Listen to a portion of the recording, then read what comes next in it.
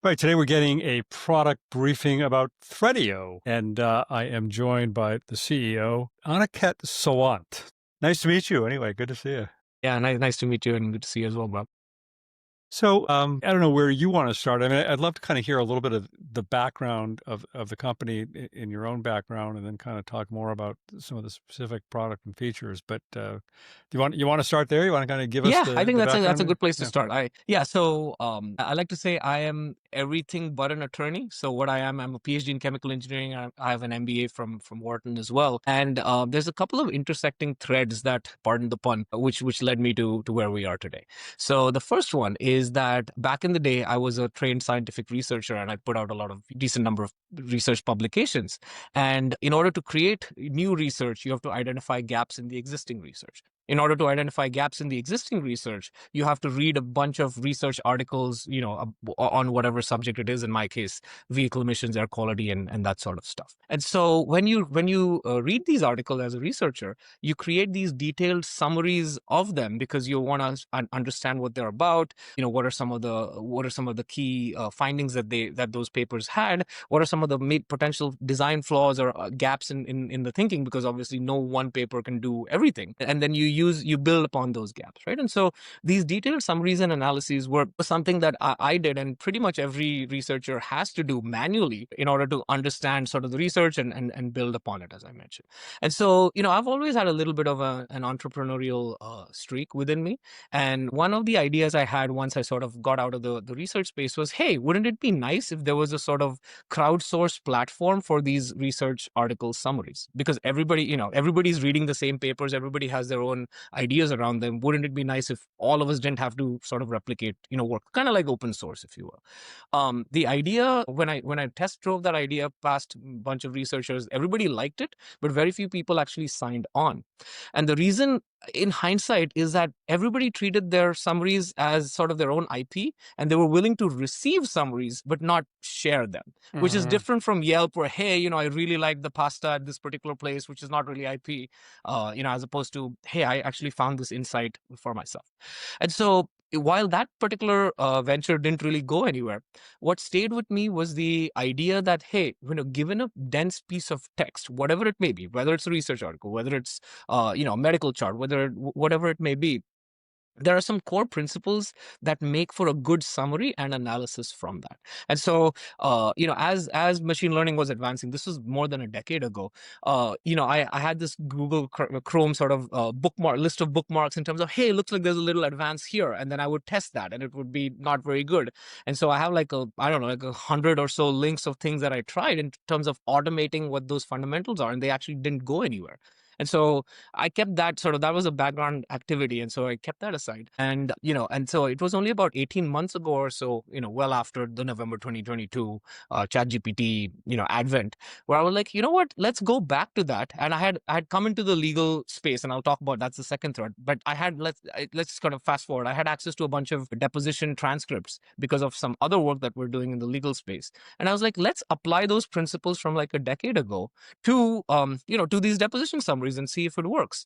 And lo and behold, it actually did. And we, had a focus group of attorneys, and we test drove these deposition summaries with them. And the attorneys and even the court reporting firms through which we got to some attorneys, they really liked them. They thought that they were some of the best, or maybe even the best summaries they'd ever seen.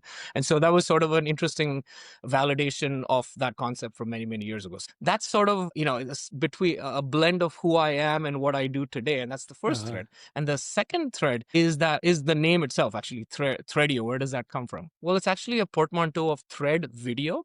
And where that comes from is that post my PhD research career, I was just playing around and working on some software related stuff.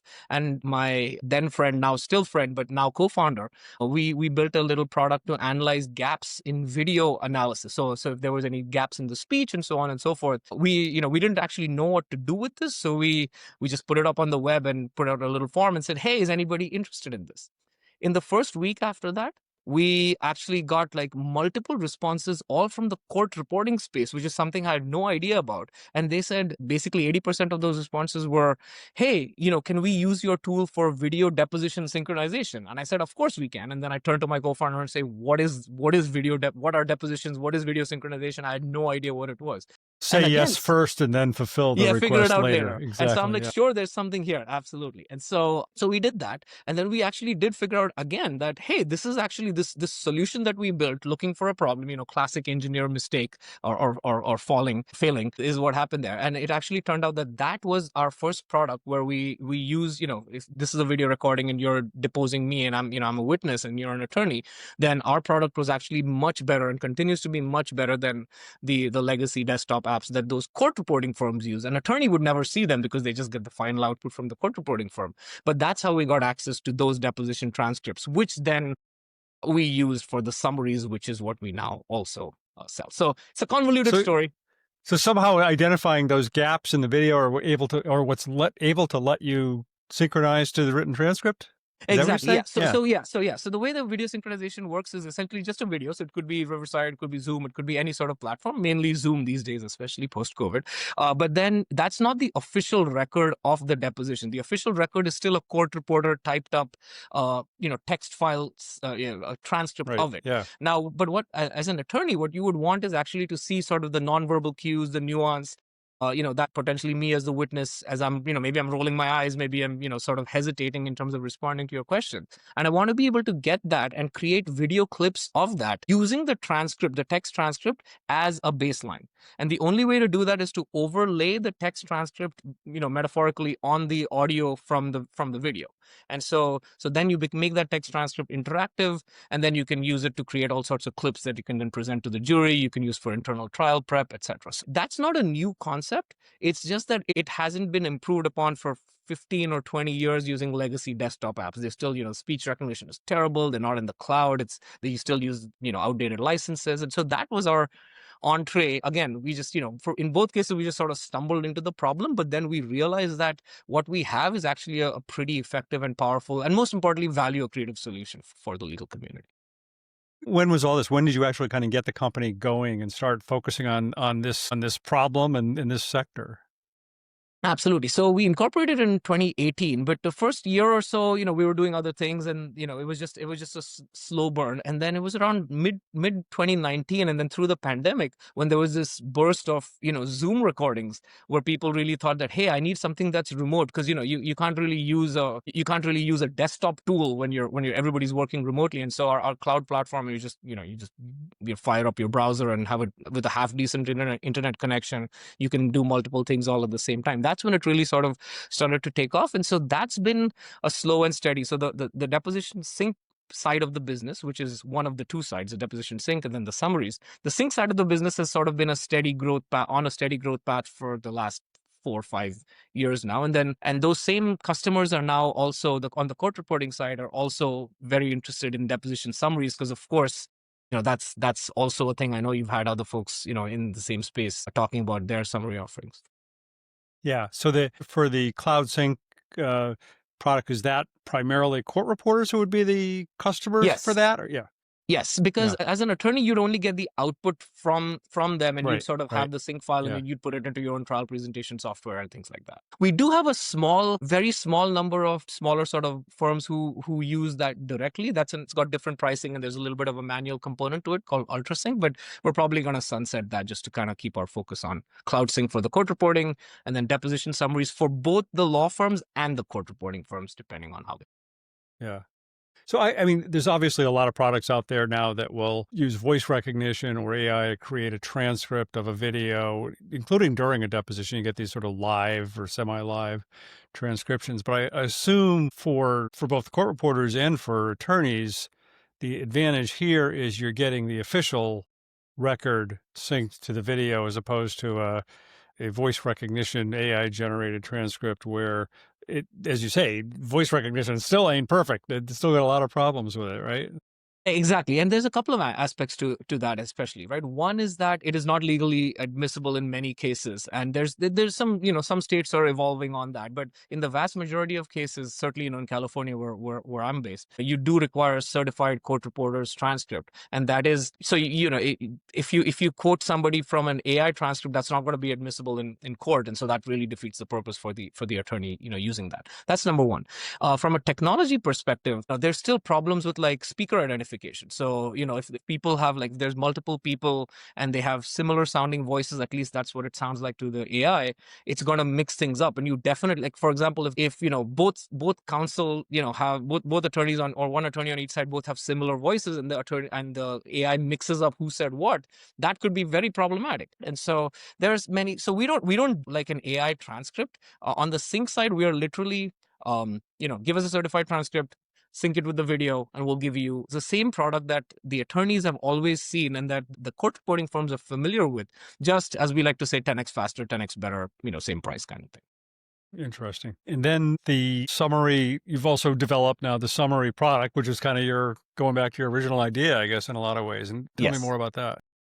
So the summary product essentially is what we like to say is they're expert quality summaries and analyses for, we start with depositions, but we've also branched into arbitrations, trials, exhibits, now medical records, and even immigration files. So I have the privilege of being at the American Immigration Lawyers Association conference next month, where I'll be part of the Innovator Spotlight, where we'll be talking about some of the work that we're doing for FOIA, Freedom of Information Act analysis, analysis of those kinds of files. But the core idea, Bob, really is that we, going back to the original idea, is that our main innovation is we have a universal analysis engine. This, the engine that we've built can be used with minor modifications to summarize and analyze pretty much any single document of a proceeding, whether it's a deposition, arbitration, trial, complex medical record, complex FOIA file, things like that. Our first sort of product that we're introducing into the market is one that people understand, which is the deposition summary. So there's obviously a bunch of vendors out there, but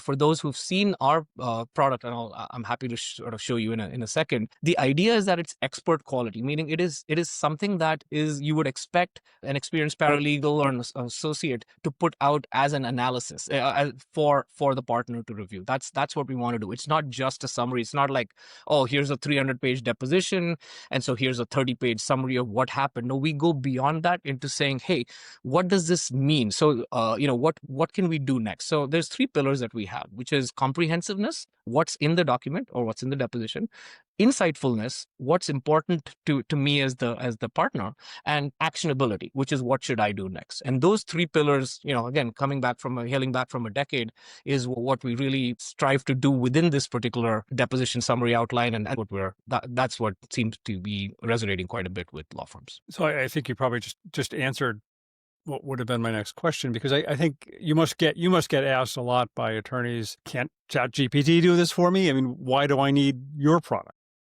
Great question. Yes. So we'll start with the low hanging fruit. First of all, ChatGPT is an open system, and not in the sense of OpenAI open, but in the sense that, the training data, that any data that you put into the garden plain vanilla ChatGPT is going to become part of its training data. And, if you have anything confidential, attorney's eyes only, you really do not want that. So that's number one. But that's sort of table stakes that, there's plenty of folks who will say that. I think where it really makes a difference, and this will again, be borne out when we look at the product, is in terms of the structure of the kind of analysis we do, the content within each of those components of that structure, and then what that actually helps the attorney move the case forward, as opposed to just, all right, I guess I have this now. So there's a decent amount of the thinking that is done for you, not as a replacement to your context, your experience, your judgment, and your knowledge of the case, but more in terms of saving you as the attorney the grunt work of having to go through all of that, and providing you what I would call hypotheses for angles that you could pursue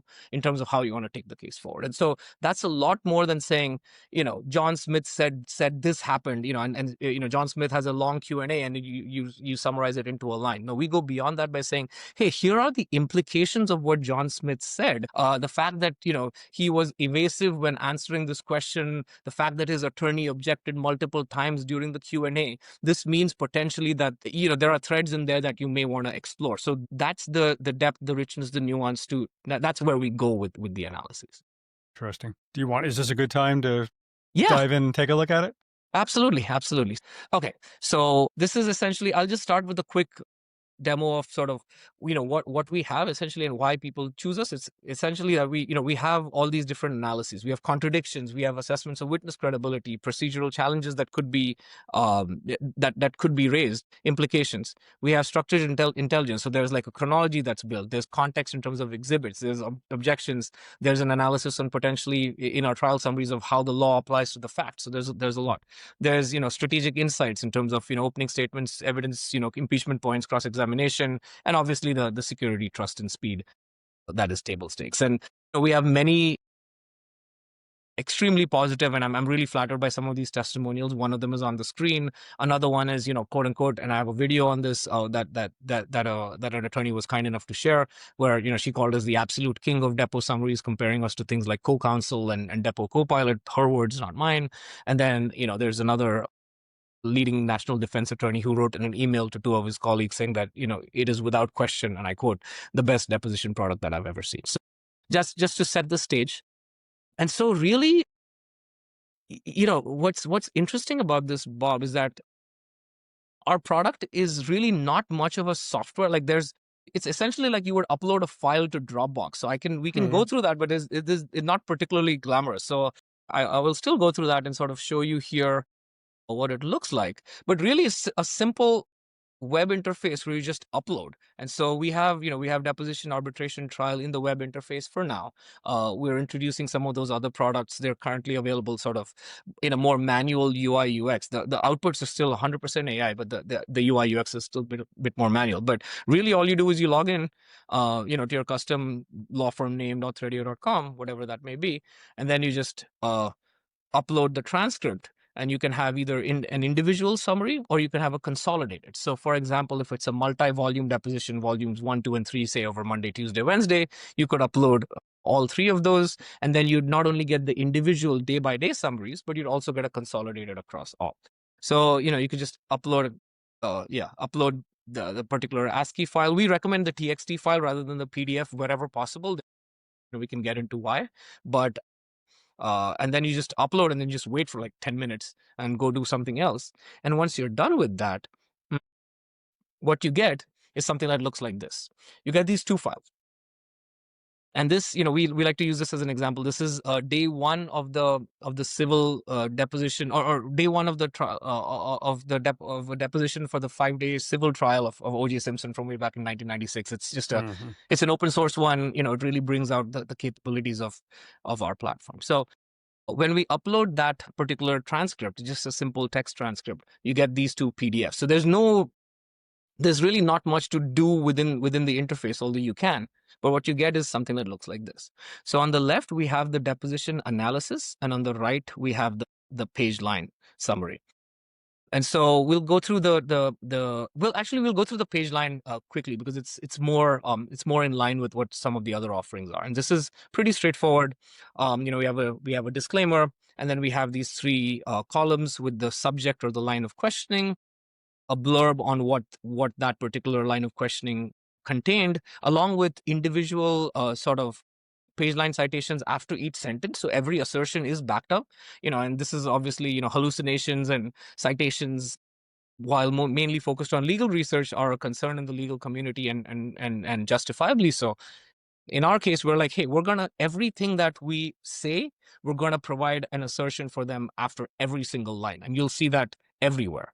Is that hyperlink also live to the actual document? Yes. Or what? Yes. So the reason that this summary is 284 pages long is because it's the summary, which is like 15 or 20 pages long, linked to the transcript in the back. So if you click, you can see the hover, click on that, and you can see this is just the and you can just click back and go back to that.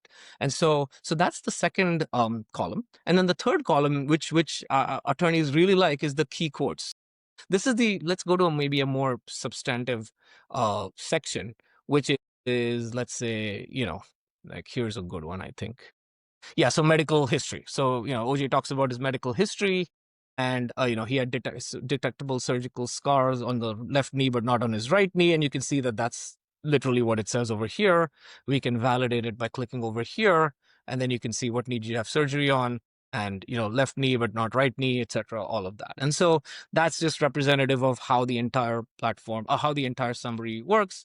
And what I just heard on Wednesday, I believe, from another attorney was that she really appreciates the key quotes because she can just paste them and put them into whatever documentation she needs.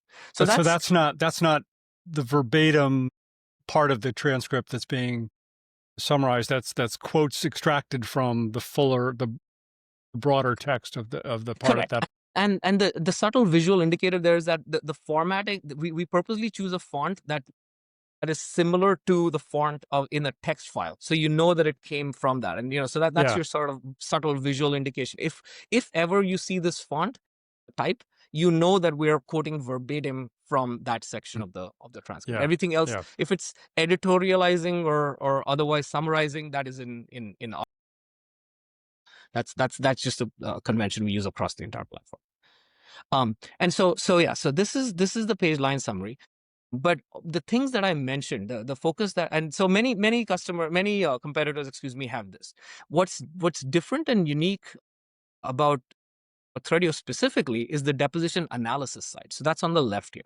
Again, it's the same. You get both of these when you upload the one transcript. This is obviously the more conventional offering that attorneys are used to, and many attorneys like this. But on the left here is where we have the analysis. What we have is these 6 sections. Again, there's hyperlinks, and so we'll go through each one of them one by one. Over here, you just have basic context on what the case is, deposition date, witness name, and then you have a brief overview and just basic background. And if you notice, just like with the page line summary on the right, the deposition analysis, again, after every sentence has a page line assertion. And again, I can click on it. Again, this is 244 pages because it kind of clicks back to that, and then you can sort of go back and you can sort of see, I clicked on the wrong one back, but basically that's what you have. So he says, he has personal notes from the criminal trial, which he cannot locate. Where are those notes? I don't know. You can sort of see that, and you can go back. So so that's what this is. Now, here's where the depth and richness comes in.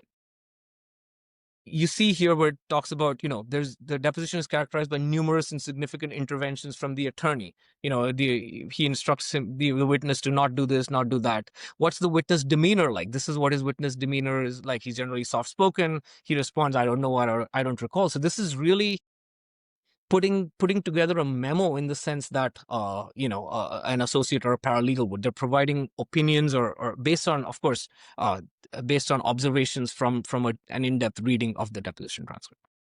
So because this content is so rich, Bob, what happens is that what we also like to do is structure it. And so the next section, and you'll see this a lot, we have bulleted lists where there's thematic groups. And so, here's some of the key points. So, here's one, here's the other, here's the third and the fourth. He denied this, he refused to address that, so on and so forth. So that's your first overall sort of section that talks about, all right, hey, what's really in this case at a high level.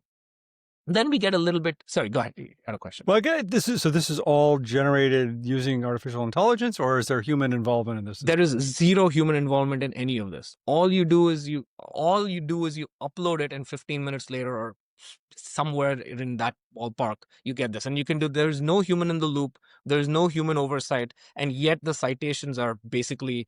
I don't want to say 100% accurate because nothing is 100%, but we have not, in the thousands and thousands of these that we've run, we've not seen an inaccurate citation yet. So that's the first section. Then the second one is where it gets into a little bit more detail. Again, what is the witness background? What is their role in the case? What is their relationship to the other parties? Then we have a chronology. Now, this is just a deposition transcript, which is a transcript of a conversation. So there is no table with the chronology. This is something that me as an associate, I would kind of read through the transcript and sort of put together. And it actually puts all of this together with citations for all the events that happened that were at least discussed within this specific deposition, and all the sort of associated relevant information with that. Then you have the witness actions and involvement as it relates to these events and these dates. And that's what each of these are as well. And so that's that.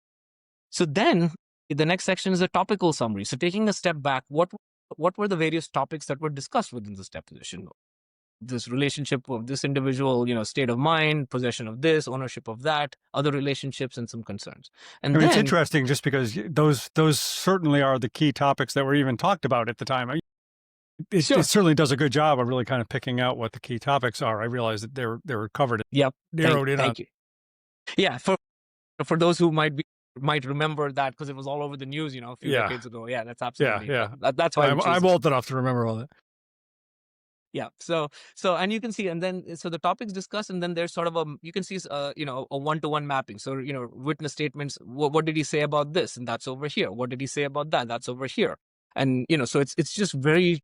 The structure is the content within that structure, and then the citations. Again, just to sort of provide a response to your point about, hey, can Chat GPT do this? Well, I don't think saying uploading the transcript and saying summarize this is going to give you this type of output within Chat GPT, because again, we take 15 minutes of compute.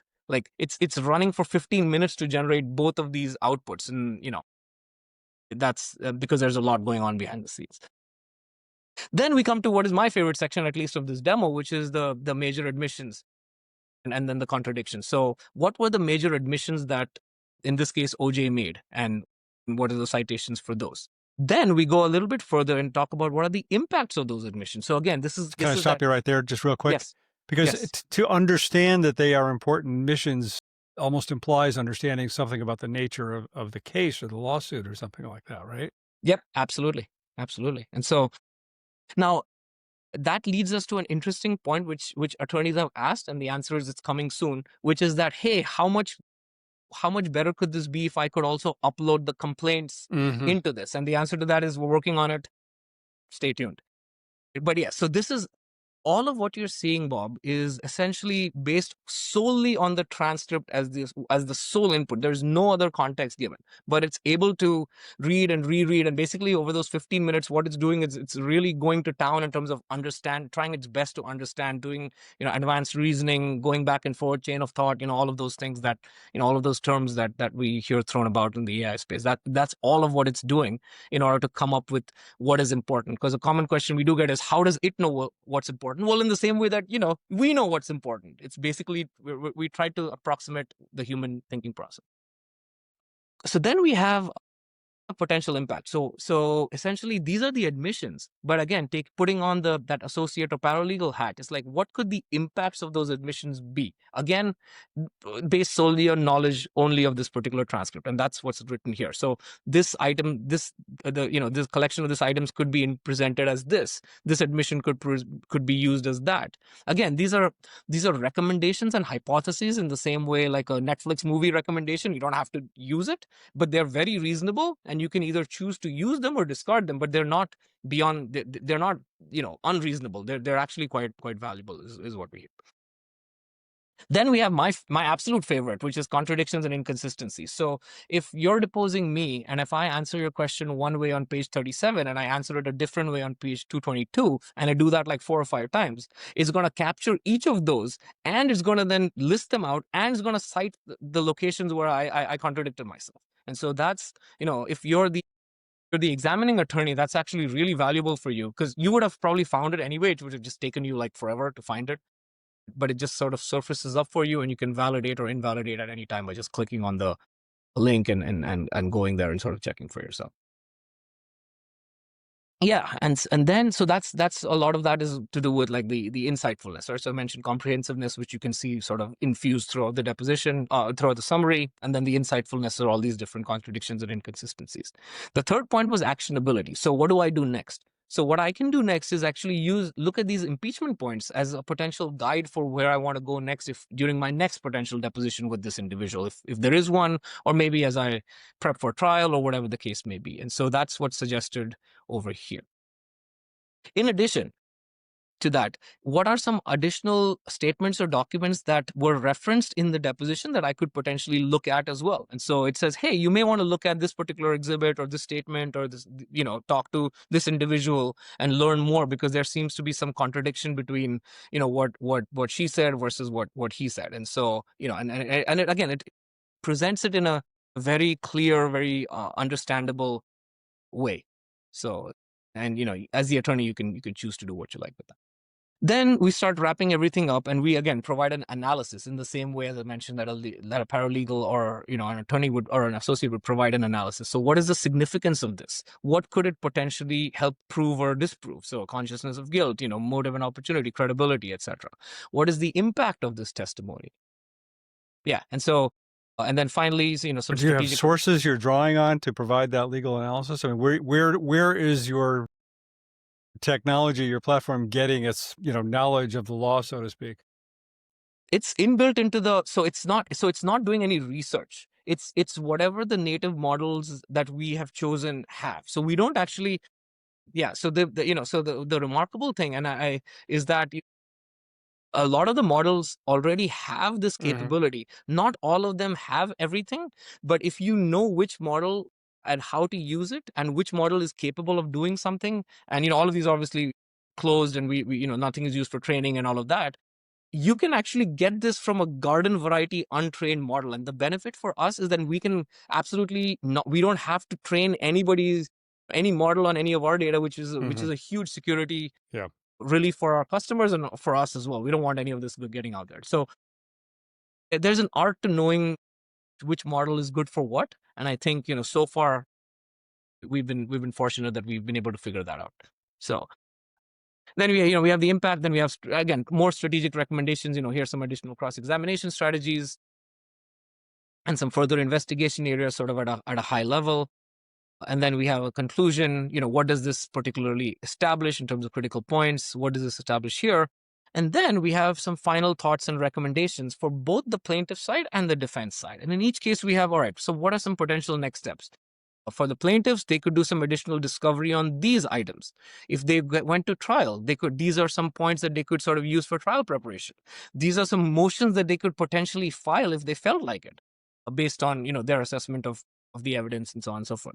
And then here are some, potential next steps for the defendant. Obviously, in this specific demo, the defendant was in a tough spot, so there's fewer points for him. But again, they are offered in terms of discovery, trial prep, and potential motion.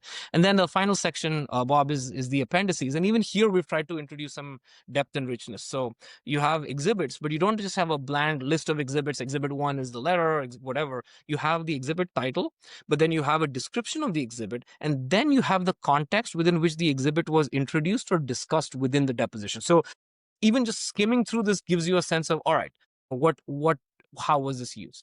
And then the very last one is just a glossary. It just finds out terms that were, pertinent to this particular deposition, but may not be, in common usage. And so if I'm a new associate kind of coming onto the case, I can just kind of look through this and, make myself familiar with things. Very interesting. Yeah.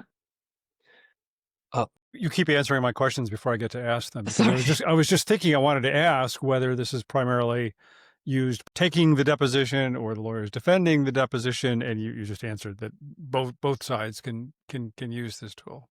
Right. And the benefit of that from a business perspective is when we also sort of have our existing relationships with court reporting agencies, they can offer the same summary to both sides because it's not biased. It's more, so it does take more of an examining attorney's perspective. But if you're the examining attorney, that works great for you. But if you're on the other side, you get a little bit of a window into what the examining attorney might be doing. So it's sort of, in an interesting way, it sort of maybe levels the playing field a little bit, but it definitely raises the bar for everyone. Yeah. Now, way back when you first showed uploading the document, you showed there are also options for arbitrations and trial transcripts. Had Yes. you uploaded an arbitration transcript here, would you still be able to provide that kind of an analysis of the arbitration hearing? Is that what you do? Yes. So arbitrate, yeah. So it would be a slightly different table of contents. I can stop sharing and sort of pull up the table of contents at least, but it's a lot more rich and nuanced because obviously a deposition, an arbitration, and a trial are different, and there's different dynamics to it. So let me pause my Well, you have screen share. multiple witnesses testifying for one thing. So, right, Exactly, yeah, exactly. because I happen to be an arbitrator and with another hat on, and Okay, I do arbitration hearings as a neutral. I'm the neutral. sure. I've looking at this almost salivating, thinking, boy, the having as a neutral having access to that kind of an analysis of a hearing transcript could be incredibly useful. Yeah, absolutely. Essentially, yeah. So the trial summaries is essentially the same as well, which is that there's a level of richness and nuance. So that there were the 6 sections in the arbitration in the deposition summary. There's 13 or so in the arbitration, and there's about 17 in the trial, because that includes things like jury selection and courtroom dynamics and other things like that. But again, you can expect the same depth, richness, nuance for the trial proceedings. And again, you have the individual versus consolidated. So often a trial might go like multiple days, obviously. You can upload the trial transcripts for each of those days, and then get individual transcripts for each of those days in that manner, but then also get a consolidate across the entire trial. So you get a sense of the sweep of what happened, how did the jury selection go, what were the deliberations, what were the opening and closing arguments, and then finally, what was the sentencing verdict, or and all of that. Yeah, yeah. Yeah, to me, again, as I said, I was kind of salivating as a neutral, because I could see just getting some kind of analysis of here were the witnesses who testified. Here's even just kind of the gist of their testimony. Here's why that testimony might or might not be important to the case. Here were their inconsistencies. All those kinds of things would really Exactly. be interesting to be able to get access to. But I get that right now the depositions are the core of this. What else? Is there anything else that you wanted to show or discuss here in terms of this? Yeah, I think the only thing, no, I think in terms of what I wanted to show, I think that's pretty much it. I think the one thing I wanted to emphasize is that the quality matters so much. Mhm. And just because there's AI powered this, and not all AI powered offerings are equal, in the same way that not all law firms are, not like nothing in any particular field is equal. And so what we really like to do, Bob, is we really like to index on the quality.